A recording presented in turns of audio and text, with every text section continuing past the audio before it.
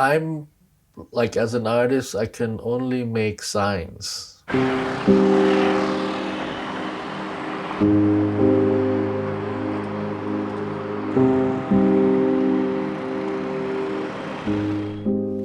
And, when you drive up into the mountains here, in the middle of nowhere, there's this little sign that's on a tree, that says, Christ will save you, which kind of stops you.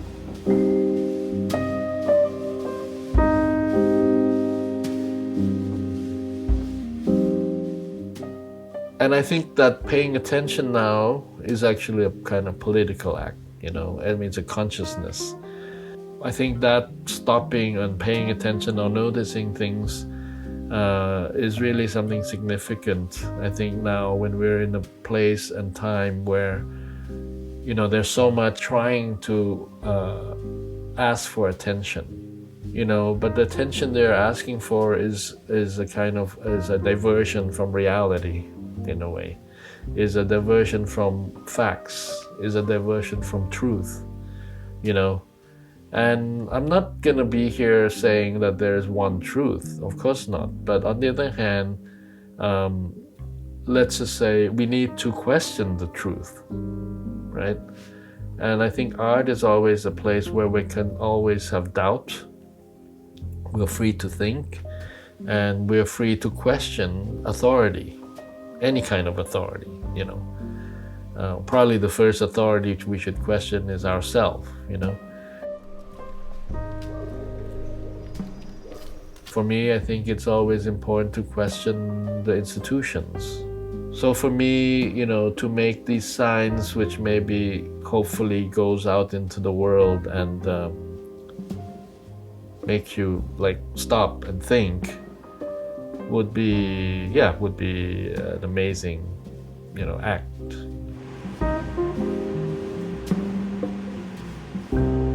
In the words of Kurt Cobain, the sun is gone, but we have the light.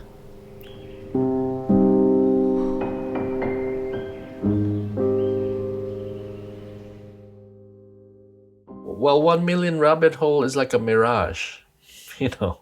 It's a confusion of space and time and place. I mean, of course, that idea of a million rabbit hole is about kind of like falling into many traps, going into places you don't really know why. Uh, but it's not a bad thing. One should always probably try to go in as many holes as you can. But of course, going through those places, you need to have a lot of questions always in order to find your way out of it. Um, you know, I mean, it is of course made in relationship to like what is happening in the U.S. There's this kind of the background, which is this wall of forest, and then suddenly you have a lumber yard with a flagpole actually, and leaning on that is statement that says Trump for jail, which is like kind of like abnormality in this place because everyone loves Trump and this one person is saying no, refuse, and it's just a wood yard where you go to buy lumber for your fireplace. I'd like it to be like that, a sign in the middle of on the side of a road that you drive by that just kind of suddenly stops you because it's in opposition to all of everything else around it. And I would say at the moment, and I've said this to actually many students in different parts of the world, that I think it's important to, I mean, on the one hand, pay attention, and on the other hand, to make poetry. They were saying here, like here, we can't say certain things, because we'll be immediately sued or taken to jail. I mean, suing people now becomes like, the norm, right? To close or shut people up. And I said, yeah, but you can always make poetry. Because, in poetry,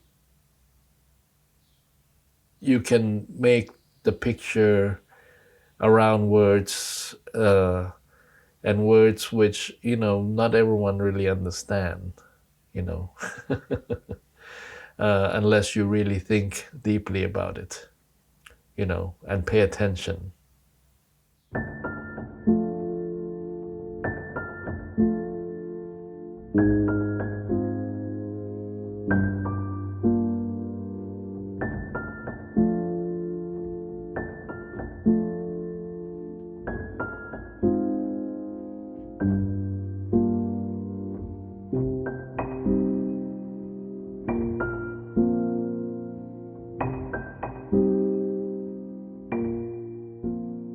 Everything has an effect on each other, and I mean, whatever I do here or there or not, or whatever I hope, is about like affecting other things in the world, and that there is no kind of just local. There's not just one locality, or not, there's just not one neighborhood. Right now, the art needs to stop becoming property, or stop becoming kind of, a kind of investment or tokens of investment. Art has to stop becoming commodified, and art has to kind of go out and back into the woods as it was. Or maybe Duchamp had said, it's time to go underground. But to go underground isn't to give up. To go underground is to kind of work in a different place for different reasons. Elon Musk thinks that he is going to be, the world's, ruler, right? If he could hack into every server that exists in the world, he would, and if he could, then he would control everything, which is kind of like, yeah, very real. It's not a fantasy anymore. I don't think he's like in service of anyone but himself, right? And the people who are, doing things to support that are, even though they think they're in service of themselves, are really just, in the end, are just like a part of his pawn. I think we're coming to a big crisis, and I think, and I hope that crisis like is extreme enough to wake people up to come together, to do things together in opposition to those things that are being set on us,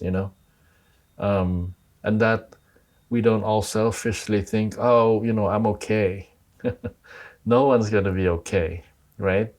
To be kind of,